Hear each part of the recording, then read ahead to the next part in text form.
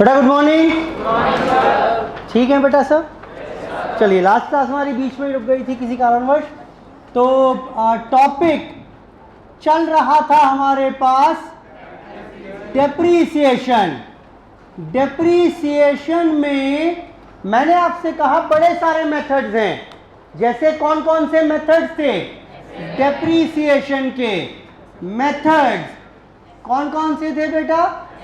SLM था, WDV था या अदर्स थे?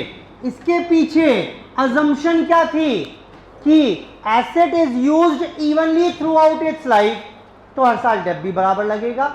WDV में अजम्पशन क्या थी कि भाई benefits from the asset goes on reducing, तो डेप भी साल दर साल कम लगेगा। फिर मैंने आपसे कहा मेथड्स ऑफ अकाउंटिंग। बोलो बेटा, दो तरीके हैं अकाउंटिंग करने के। Either the asset is shown at reducing value या एसेट इज शोन एट, यहां पर तो बनाएंगे, क्या बनाएंगे बेटा? Prepare asset account. यहां पर क्या करेंगे? प्रिपेयर एक एसेट अकाउंट और दूसरा प्रोविजन फॉर डेप या एक्यूमुलेटेड डेप्रीसिएशन अकाउंट। याद आ रहा है कि नहीं आ रहा है? और मैंने बताया कि इस मेथड में क्या होगा, जितना जितना डेप होगा एसेट अकाउंट में दिखाते जाएंगे और वहां पर एसेट की रिड्यूस्ड वैल्यू आएगी। इसमें क्या होगा बोलो? एसेट की वैल्यू रिमेन्स एट कॉस्ट। जितना भी डेप होगा वो सेपरेट अकाउंट में, जिसका नाम क्या है?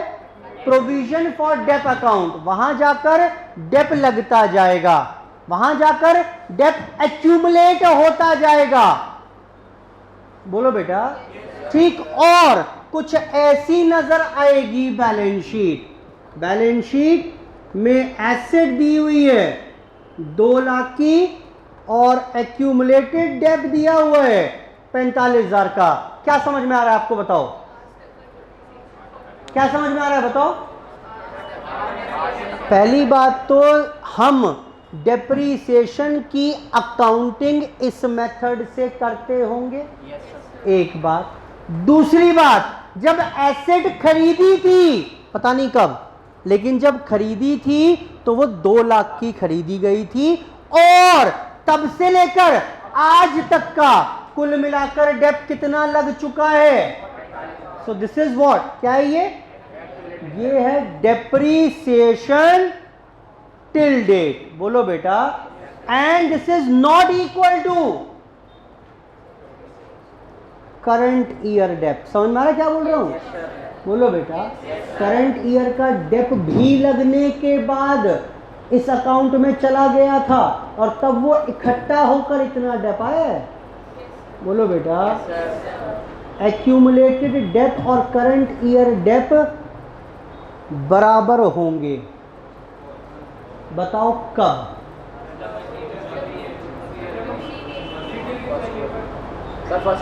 फर्स्ट ईयर में। पहले साल में जो करंट ईयर डेप है वही तो आज तक का भी डेप होगा। बोलो बेटा। वरना ये कभी भी इक्वल नहीं होंगे। क्लियर है बात? बोलो बेटा ठीक। आई होप यहां तक की बात ठीक है। ये चर्चा हमने कर ली थी यहां पर। इसके ऊपर क्वेश्चन चल रहा था हमारा एक।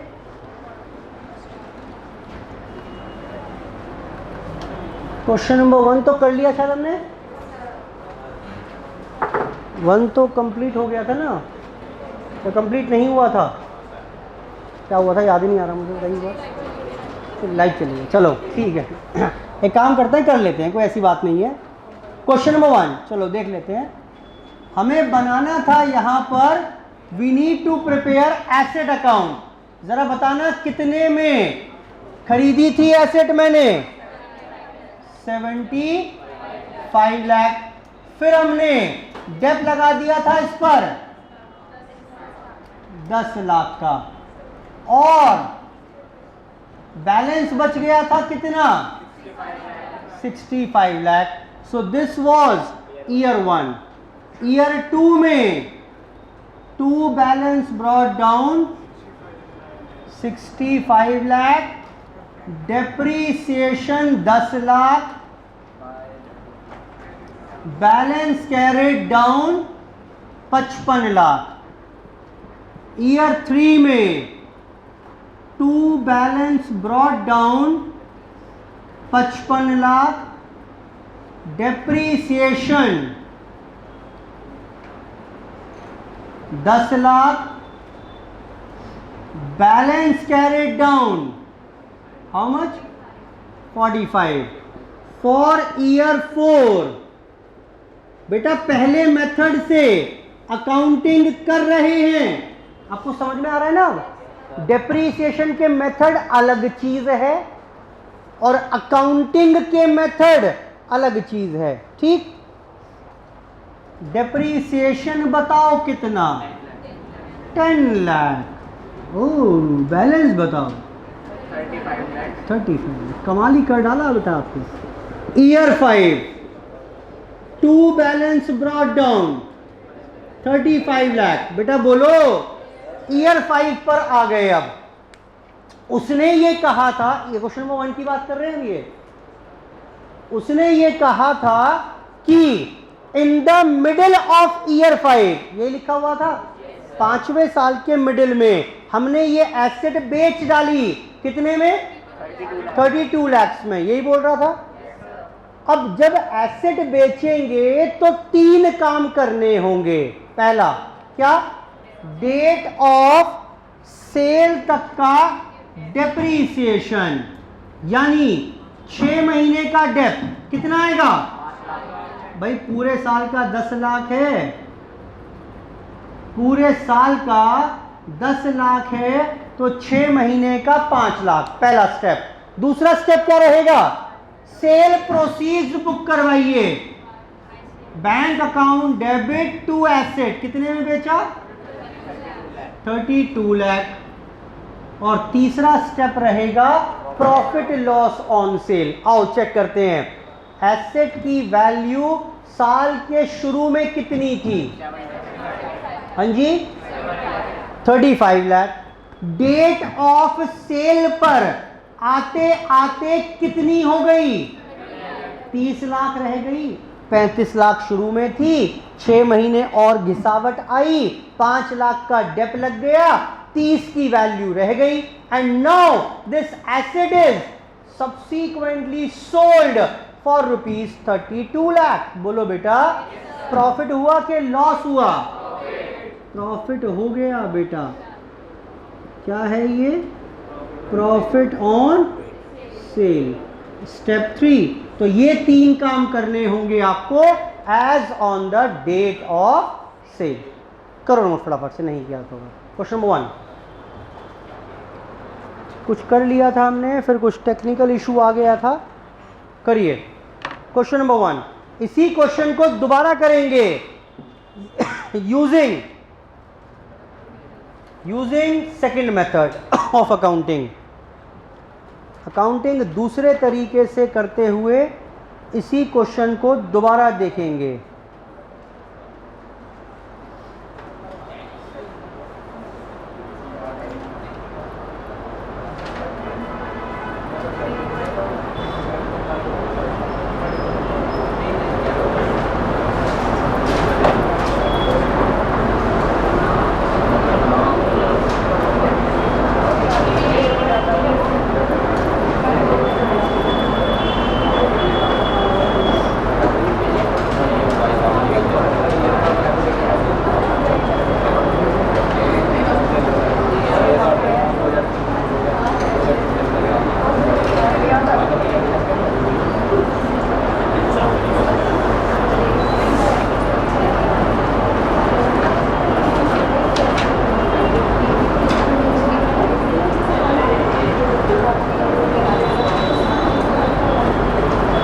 बेटा बढ़े आगे और इसको हटा दूं बेटा यहां से। चलिए क्वेश्चन नंबर 2 चेक करिए। सेम फिगर्स के साथ दोबारा काम करेंगे। लेकिन वो बोल रहा है company adopts SLM method and credit the same. जब जब डेप लगाते थे तो उस डेप को क्रेडिट कर दिया करते थे। कहां पर? प्रोविजन फॉर डेप अकाउंट में, प्रोविजन फॉर डेप अकाउंट में। बेटा इसको हटा रहा हूं मैं यहां से। हाँ हो गया बेटा नोट सबका? चेक करिए।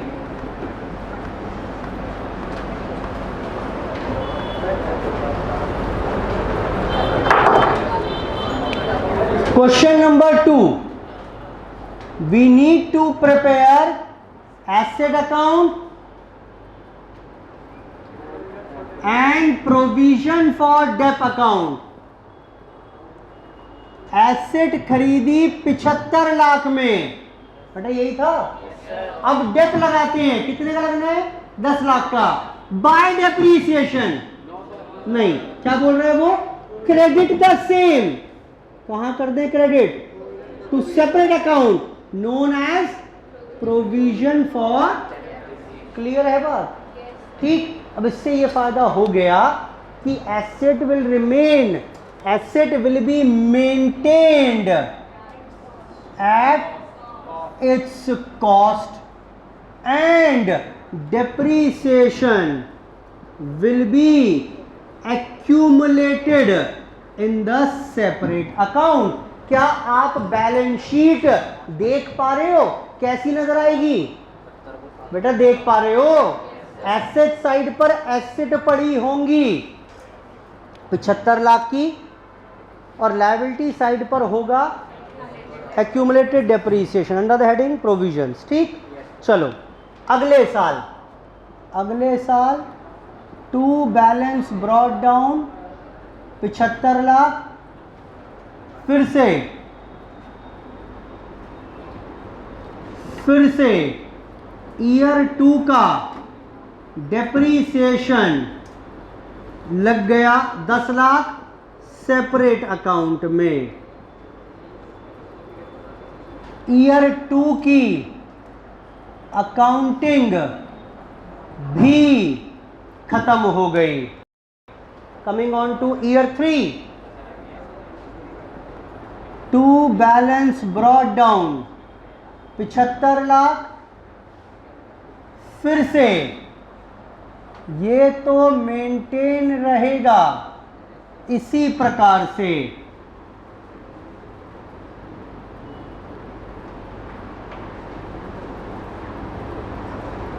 और डेप्रीसिएशन लग जाएगा 10 लाख का। और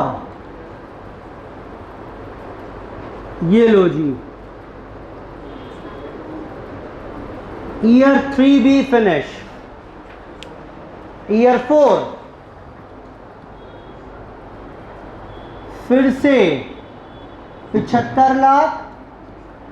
asset account will still be maintained at cost price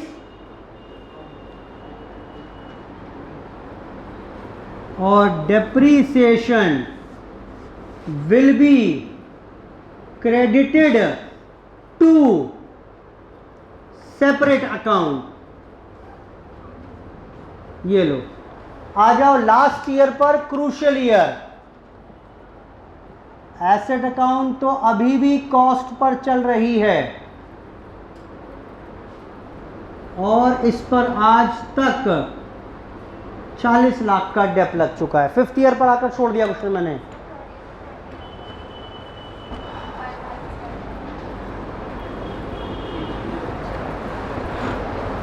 fifth year पर लाकर छोड़ दिया।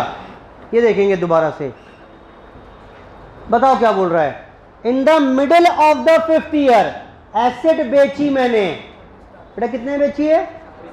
3 काम। पहला काम बताओ क्या रहेगा?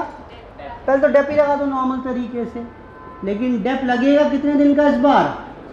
6 महीने का 5 लाख। बेटा ठीक है बात ये। अगला स्टेप, सेल प्रोसीड्स। ये लो जी, बाय बैंक कितना? 26 लाख। 26 लाख। अब ध्यान सुनिए, क्योंकि एसेट बिक चुकी है, ख़त्म हो चुकी है, तो इसका जो एक्यूमुलेटेड डेप अकाउंट है इसके कोई मायने नहीं है, एक स्टेप बढ़ेगा इस बार।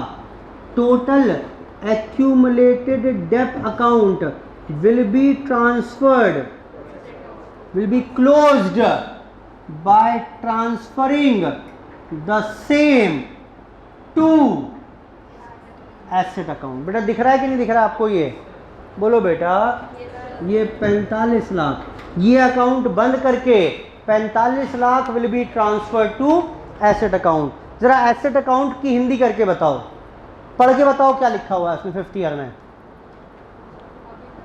5th ईयर में एसेट अकाउंट में जो जो लिखा हुआ है उसकी हिंदी करके बताओ, क्या लिखा हुआ है?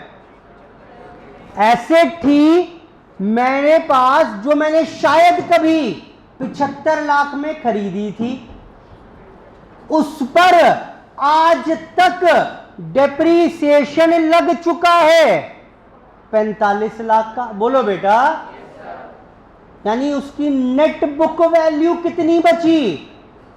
30 lakh, and which is sold for 26 lakh. बेटा पढ़ पा रहे हो? सब कुछ तो लिखा है आपके सामने। एसेट अकाउंट 75 लाख की कॉस्ट रही होगी, इस पर आज तक सब मिलाकर 45 का डेप लग गया और फिर 26 में बेच दी, यानी loss on cell. How much? खत्म करो क्वेश्चन फटाफट से।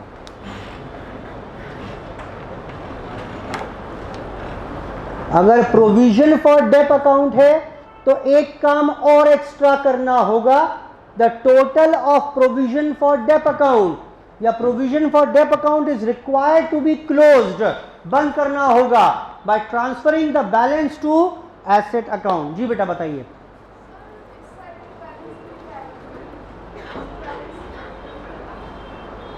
क्या हो गया? अच्छा,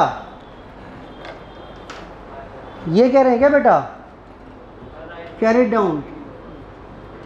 अरे ये लो बेटा, हैप्पी लो बेटा, ठीक है बेटा।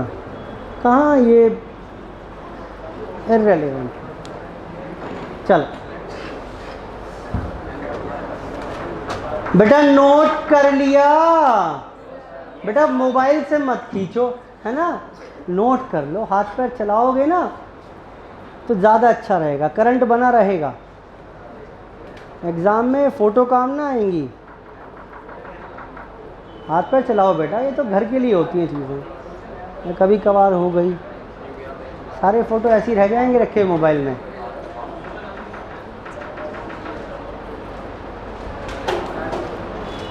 जब मैं टाइम दे रहा हूँ यहाँ पर आपको तो नोट करिए, चलाइए हाथ पैर। बेटा क्वेश्चन नंबर 3 पर आइए, कर लोगे अपने आप। अब होमवर्क में है WDV मेथड, पढ़िए। क्वेश्चन नंबर 3 बुक का है भाई? इसके घर पे क्वेश्चन नंबर देखिए 3। From the following data you are required to show the fixed asset and depreciation account. Machine 5 lakh की है, WDV से डेप लगाना है 16% का, और 5th ईयर के एंड पर, मिडिल में नहीं, एंड पर, यानी 5वें साल का डेप लगेगा। उसके बाद एसेट इज सोल्ड फॉर 180। बेटा कर पाओगे? बस खास बात यह है कि डेप्रीसिएशन जब लगाना 16% का तो वो किस पे लगेगा? रिड्यूस्ड वैल्यू पर लगेगा। बेटा क्लियर है? सर अकाउंटिंग के लिए मेथड कौन सा लगाएं? कुछ नहीं बोल रहा तो क्या करेंगे? अकाउंटिंग के लिए मेथड कौन सा लगाएं? पहले वाला लगा लो कि asset is shown at reduced price. Clear है? आप ये वाला मेथड तब लगाओगे जब वो बोलेगा prepare accumulated dep account, prepare provision for dep account, या asset is credited to separate account. I hope ठीक है बात ये? बोलो। चलिए और कुछ सीखिए अब।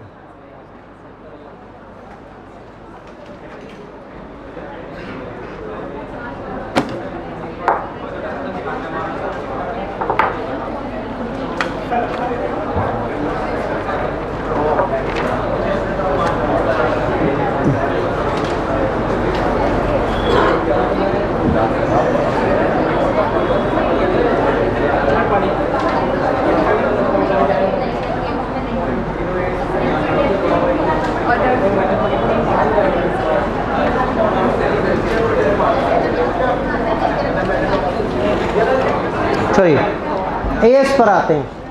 एएस क्या बोल रहा है, कुछ चीज़ें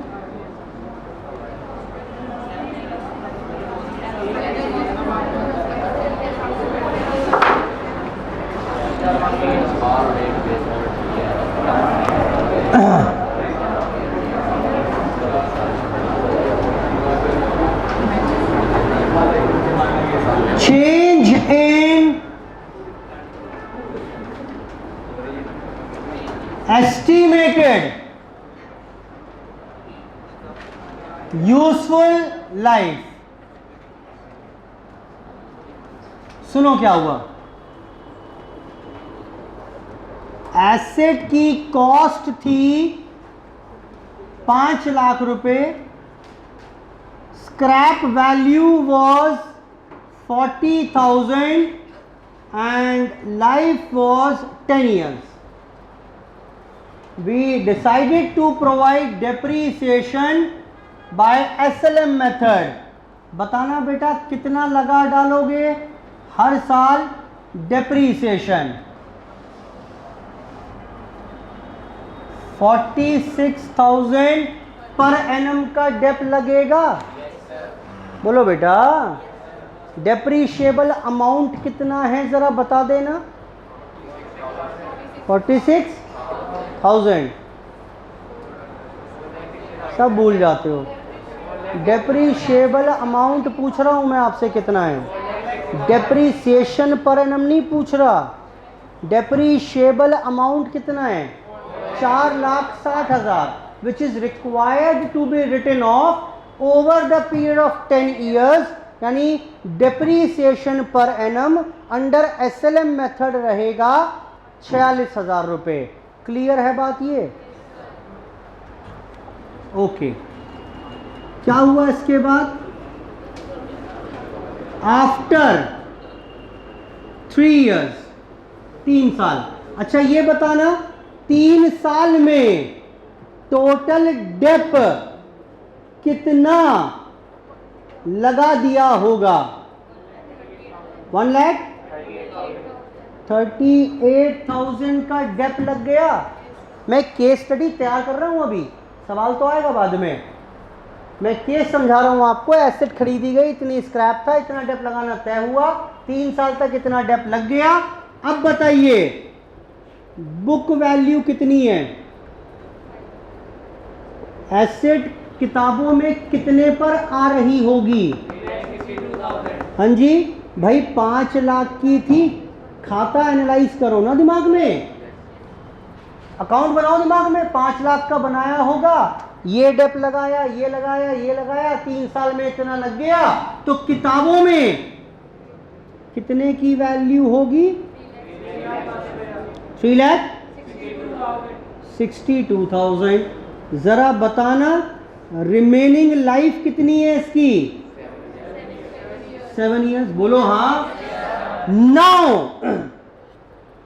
the management wants to revise the estimated useful life. बोला नहीं ना, 7 नहीं, ये तो 5 ही साल चलेगी। अब आज 3 साल बाद मैनेजमेंट को लग रहा है कि नहीं भाई ये नहीं, ये 7 साल ना चल पाएगी, ये तो अब 5 ही साल और चलेगी। या other way round is also possible. अरे नहीं नहीं 7 नहीं, अभी तो ये 10 साल और चल जाएगी। हो सकता है कि नहीं हो सकता है? Yes that is estimation. Earlier we use to estimate, हमने एस्टिमेट किया कि 10 साल चल जाएगी।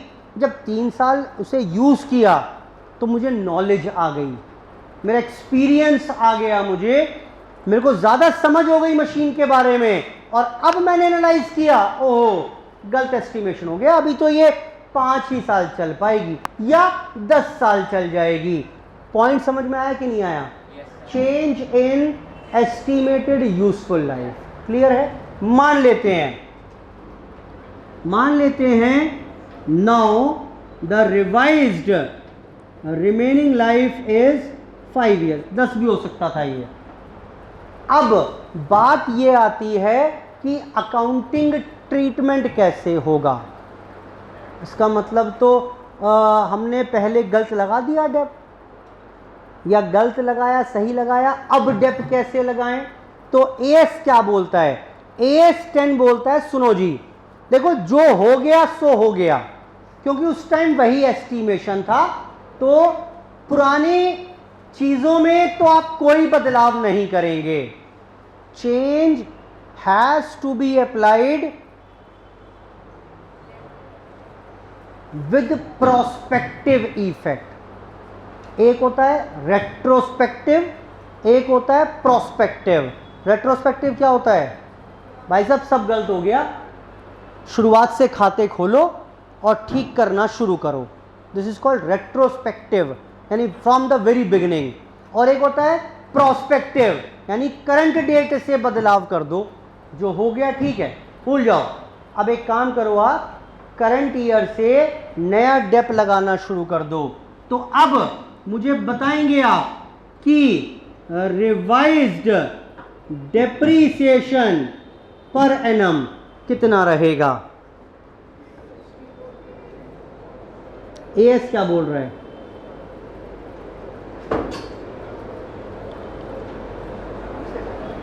ये तो हो गया केस हमारा। अब हमारे को करना क्या था, इसमें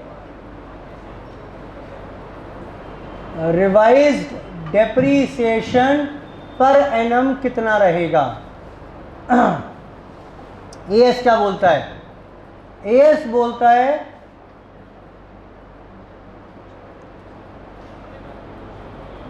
अनअमोर्टाइज्ड depreciable amount to be written off over the revised remaining life। आओ जरा समझते हैं क्या बोल रहा है, एक एक वर्ड। अनअमोर्टाइज्ड डेप्रीशिएबल अमाउंट, इसे भी छोड़ो, डेप्रीशिएबल अमाउंट बताना कितना। डेप्रीशिएबल अमाउंट क्या था मेरे केस में, 4,60,000। 4,60,000 वॉज डेप्रीशिएबल अमाउंट। उसमें से कुछ डेप लग गया होगा, उसे क्या बोलते थे, अमोर्टाइज्ड डेप्रीशिएबल अमाउंट। और जो नहीं लगा, dep which is yet to be provided is called unamortized depreciable. मुझे अनअमोर्टाइज्ड डेप्रीशिएबल अमाउंट बताइए। 3,62,000। क्लियर है बात, बोलो बेटा। बेटा ठीक है, गलत है, गलत है। क्या 3,62 का डेप लगाना है अभी आपको? बेटा 40,000 का डेप कहाँ लगना है?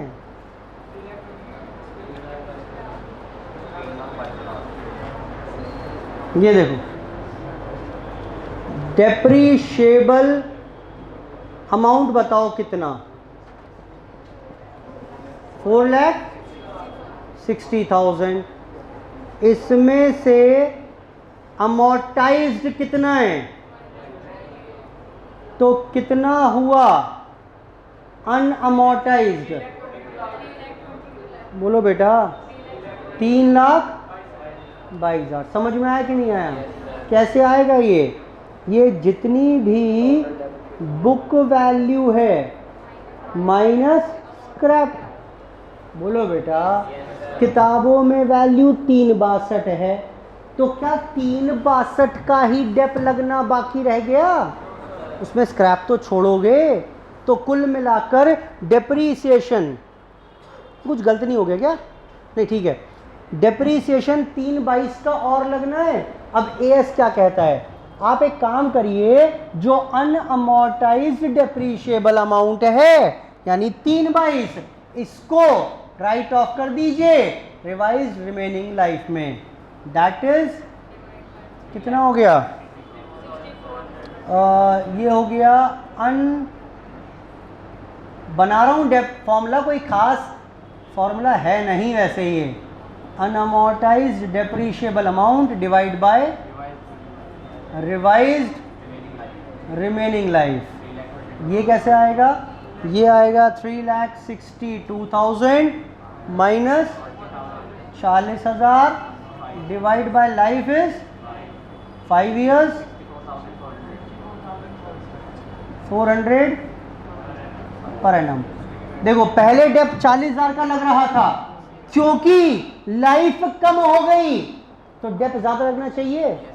बोलो बेटा, करो नोट इसे, बुक में नोट करिएगा अपोजिट साइड पर एग्जाम्पल डालकर।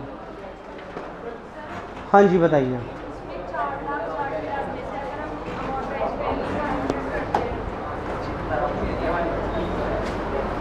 4 लाख, हाँ ठीक है, हाँ वही तो करा मैंने भी, एक ही बात है। आप क्या कह रहे हो जी?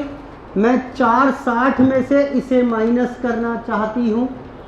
ये क्या कह रहे हैं? देखो सर 5 लाख माइनस 40,000, 460 में से मैं 138 माइनस करना चाहती हूँ, यही बोला आपने।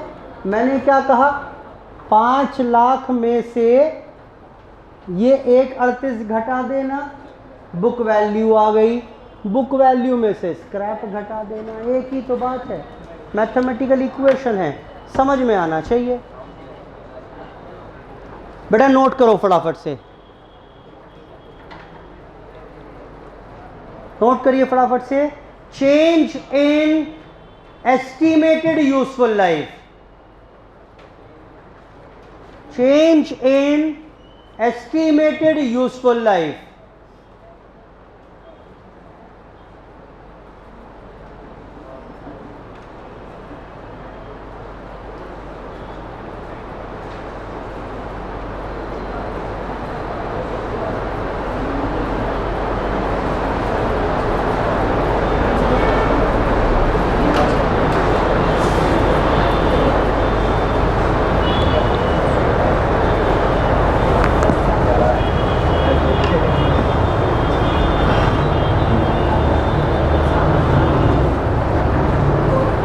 Change in estimated useful life,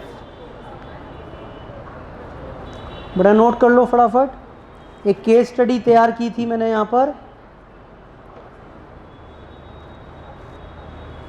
कि एक एसेट खरीदी, 3 साल तक डेप्थ लगा दिया और 3 साल के बाद हमने अपने एस्टिमेशन को रिवाइज कर डाला।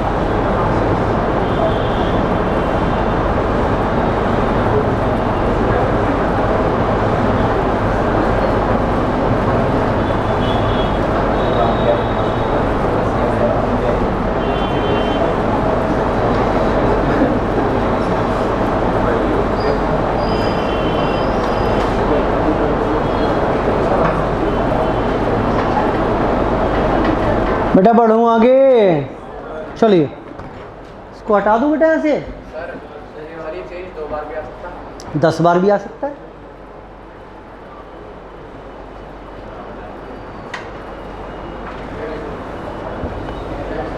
Change in estimated useful life.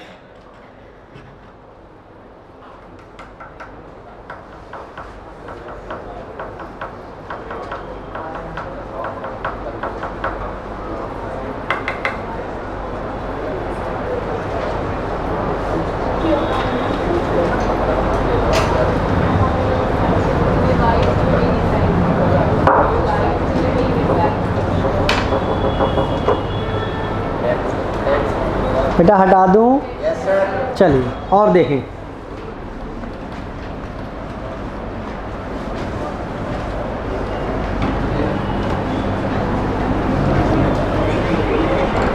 फिर सुनिए केस। इस बार हम करने वाले हैं change in historical cost. Case समझें फिर से। एसेट की cost was 1 lakh, scrap value 20,000, life was 5 years, depreciation was agreed to be provided by SLM method। तो कितना डेप पर एनम लगेगा? 16,000। बोलो बेटा। ठीक है, लगाते गए। आफ्टर 2 years, जरा बताना 2 साल में टोटल डेप कितना लग गया होगा? 32,000। यानी आज बुक वैल्यू कितनी है? 1 लाख माइनस 32, 58,000। बेटा यहां तक की बात समझ में आ रही है? 1 लाख की एसेट थी, डेप तय हुआ उस पर, हमने कैलकुलेट कर लिया कि 2 साल तक डेप लगाते गए और 2 साल के बाद ये पोजीशन है। नाउ आज कोई मुझसे पूछता था सर एसेट कितने की ली? मैंने कहा 1 लाख की। फिर किसी ने पूछा सर एसेट कितने की पड़ी? मैंने कहा 1 लाख की। फिर किसी ने पूछा सर एसेट थी वो 2 साल पुरानी, वो कितने की? 1 लाख की। आज किसी ने पूछा सर एसेट कितने की? मैंने कहा 1,20,000 की है। अभी तक तो आप 1-1 लाख रुपया बोल रहे थे, आज यकायक क्या हो गया कि आप बोल रहे हो ना ना वो एसेट 1 लाख की ना थी, वो 1,20,000 की थी। यानी चेंज हो गई। क्या चेंज हो गई? What is historical cost? ये होता है हिस्ट्री, यानी ओरिजिनल कॉस्ट, परचेज प्राइस की बात कर रहे हैं। That is also called historical cost. खैर पहला तो मुद्दा यही है सर आज ऐसा हो क्या गया? मतलब आज ऐसा क्या हो गया? अभी तक जब भी आपसे पूछते थे आप 1 लाख बताया करते थे, आज ऐसा क्या हो गया कि आप बोल रहे हो नहीं नहीं नहीं वो 1 लाख नहीं थी, 1,20,000 थी? बताओ बेटा ऐसी क्या घटना घटित हो गई होगी? हाँ जी, लैंड हो गया। लैंड होगा तो बेटा लैंड तो पहली बार डेप्रीशिएबल एसेट नहीं है, इस चैप्टर में आएगी नहीं, ठीक? तो वो हम देखेंगे नहीं। दूसरी बात क्या है? दूसरी बात क्या है, मैं ये बोल रहा हूँ आपका, अगर लैंड का एग्जाम्पल भी पकड़ूँ 1 मिनट के लिए, गलत बोल रहे हो। मैं कोई मुझसे पूछता था सर लैंड कितने की पड़ी, मैं कहता था 1 लाख की। आज कोई पूछ रहा है, मैं बोल रहा हूँ 1,20 की पड़ी। आप तो मार्केट वैल्यू की बात कर रहे हो, समझ रहे मेरी बात? तो अगर लैंड भी लेंगे तो गलत बोल रहे हो आप। मैं ये पूछ रहा हूँ कि अभी तक कोई मुझसे कहता था, मैं कहता था 1 लाख की पड़ी मुझे, आज मैंने अचानक से 1,20 का कहना शुरू कर दिया। ऐसी क्या घटना घटित हो गई आज कि मैंने हिस्टोरिकल कॉस्ट ही चेंज कर डाली? पहली बात। रिपेयर्स वगैरह, क्या रिपेयर्स? तो मेंटेनेंस कॉस्ट अगर है तो that will not B capitalised. Entry क्या होती है उसकी? रेक्टिफिकेशन ऑफ एरर्स चैप्टर कर लिया, वहाँ बता रखा है मैंने। उसकी एंट्री क्या होती है? Repairs maintenance to cash. वो एसेट की कॉस्ट में तो जाता ही नहीं।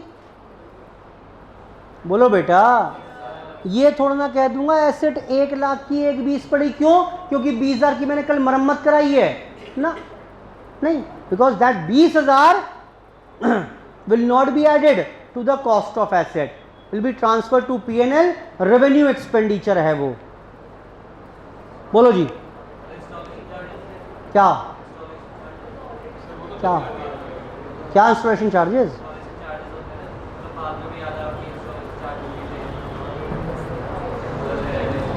कह सकते हो।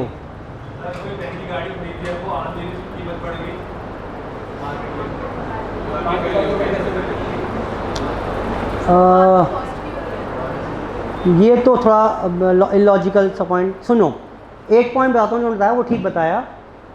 सर ये 1 लाख की हमने मशीन खरीदी थी और असल में उस टाइम पर ना 20,000 के इंस्टॉलेशन एक्सपेंसेस लगे थे, और मेरे मुंशी जी ऐसे ही हैं थोड़े से, उन्होंने एंट्री कर दी इंस्टॉलेशन चार्जेस टू कैश, जबकि होनी क्या चाहिए थी? Machinery to cash. बोलो बेटा, अब 2 साल बाद ऑडिट करते हुए पकड़ में आई बात ये। ओहो, ये तो मुंशी जी की उम्र हो चली है, उन्होंने गलत कर दिया।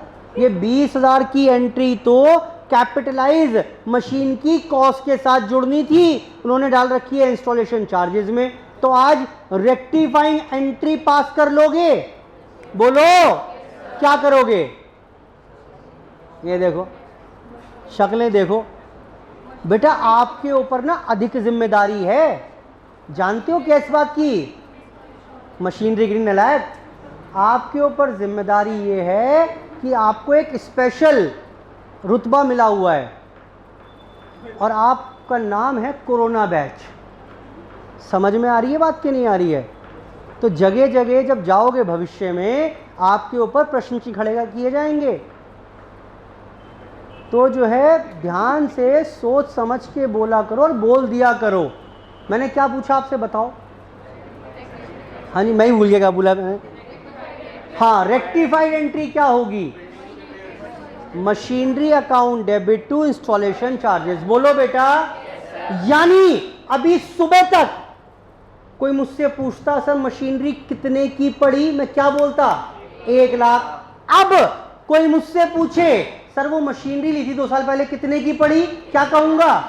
1,20। क्लियर है बात? बोलो बेटा।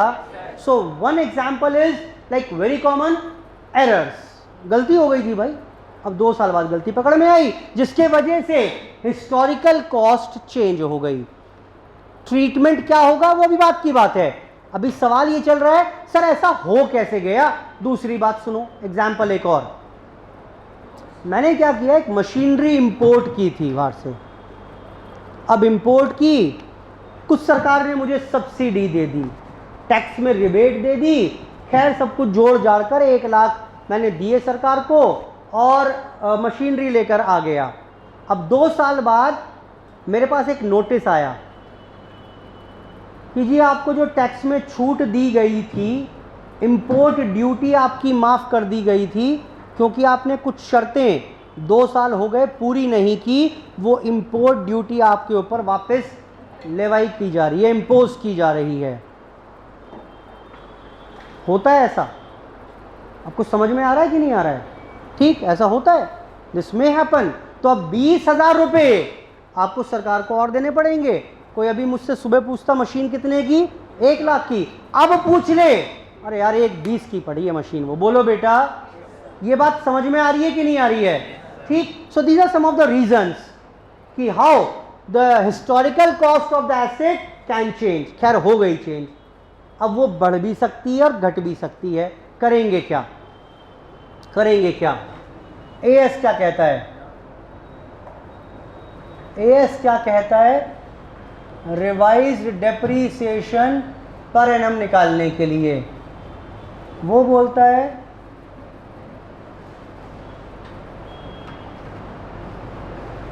बुक वैल्यू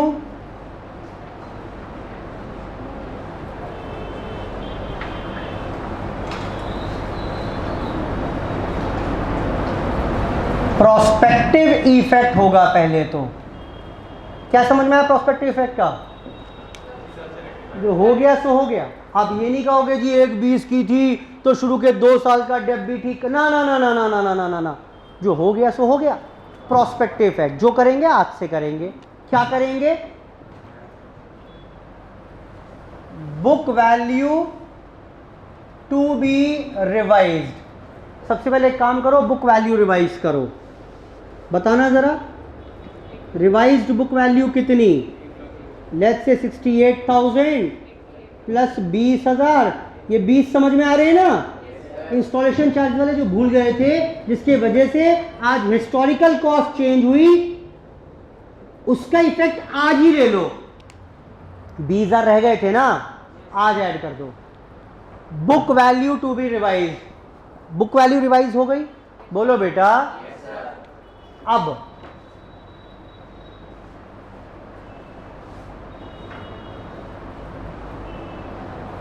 अनअमोर्टाइज्ड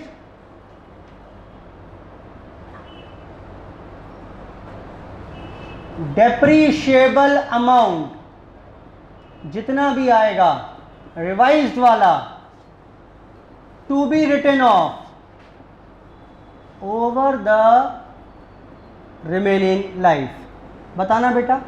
अब ये बताओ जरा, अनअमोर्टाइज्ड डेप्रीशिएबल अमाउंट। बेटा निराश मत करना, बहुत मेहनत कर ली है मैंने इस पर। अनअमोर्टाइज्ड डेप्रीशिएबल अमाउंट कितना है? हाँ जी बेटा 88,000 किताबों में वैल्यू है और 20 स्क्रैप है, यानी कितना डेप लगना बाकी है? 88 माइनस 20 68, और रिमेनिंग लाइफ क्या बची हुई है? 3 साल। कितना हो गया? 68 डिवाइड बाय 3 20।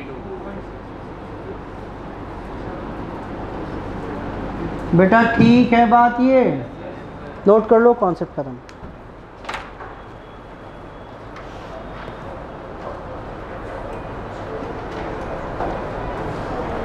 नोट कर लीजिए इसको। Change in historical cost.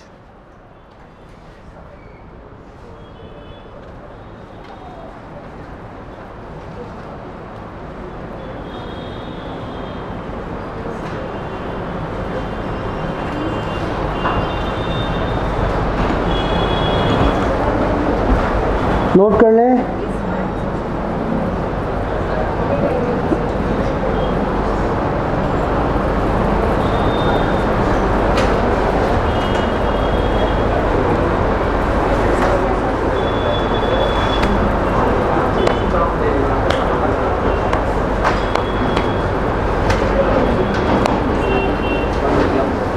बेटा क्लियर है बात ये? बेटा ठीक है। चलिए, तो इसी के साथ हमारी चर्चा यहीं पर समाप्त कर रहे हैं। आज की क्लास यहीं समाप्त। धन्यवाद, बाय बाय।